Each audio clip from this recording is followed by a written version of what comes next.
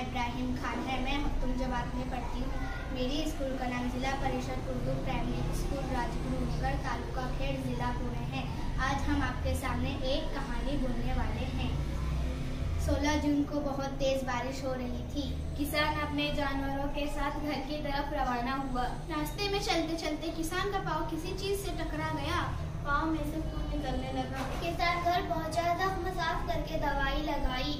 दूसरे दिन खेत में जाकर जहां उसे ठोकर लगी थी वहां खोदने लगा।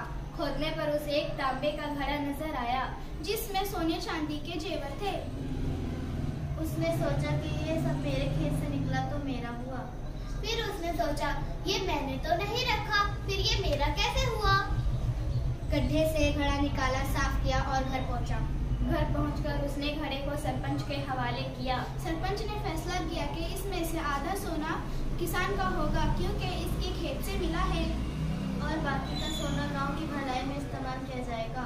इस तरह न सिर्फ किसान बल्कि गांव वालों का भी भला हुआ। इस कहानी से ये सबक मिलता है कि नीयत साफ हो तो मंजिल आसान होती है। हर काम का दारोमदार नीयत पर होता है। शुक्रिया।